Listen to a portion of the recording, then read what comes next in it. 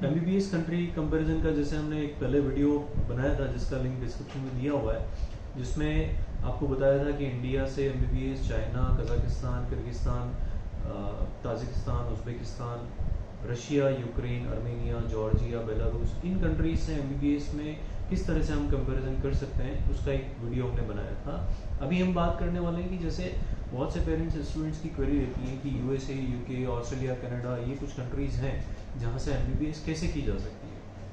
तो आज इस वीडियो में हम उस पर डिस्कस करने वाले हैं।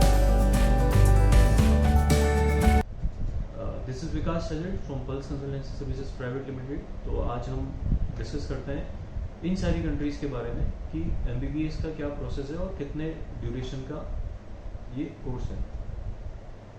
तो जब हम बात करते हैं USA, UK, Italy, Australia, Germany, Canada, Singapore, New Zealand, Malaysia, इन कंट्रीज़ के बारे में, तो इन कंट्रीज़ के बारे में वैसे ही प्रोसेस होता है जैसे आप इंडिया या किसी दूसरी कंट्री के बारे में आप एमबीबीएस करने का सोचते हैं।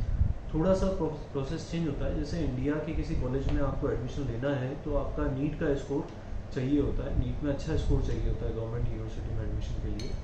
वैसे ही जब हम बात करते हैं किसी इन कंट्रीज़ के बारे में, जैसे यूएसए, यूके से करना है तो 8 इयर्स का एमबीबीएस का ड्यूरेशन है। उसके लिए एमकेट और यूएसएमएलई का एग्ज़ाम होता है, बीएस कोर्स होता है, उसके बाद ये एग्ज़ाम होता है, उसके बाद फिर एमडी एमबीबीएस कोर्स शुरू होता है। तो थोड़ा सा लेंदी प्रोसेस होता है, थोड़ा कॉस्टली होता है, इंडिया से भी कॉस्टली होता है वो प्रोसेस। तो स्कॉलरशिप के भी उसमें ऑप्शंस हैं।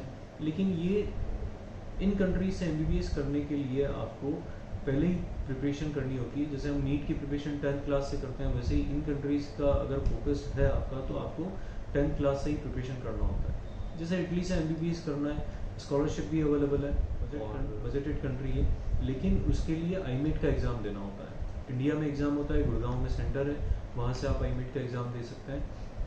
लेकिन उसके लिए आपको 10 से प्रिपरेशन करना होगा, आपको फोकस रहना पड़ेगा कि आईमेट का एग्ज़ाम आपको क्रैक करना है। अगर अच्छा रैंक आता है तो आपको अच्छी यूनिवर्सिटी मिलती है और स्कॉलरशिप भी मिलती है। इसी तरह से यूके में भी UCAT करके एक एग्ज़ाम होता है, बीमेट का एग्ज़ाम होता है, GMCET का एग्ज़ाम होता है।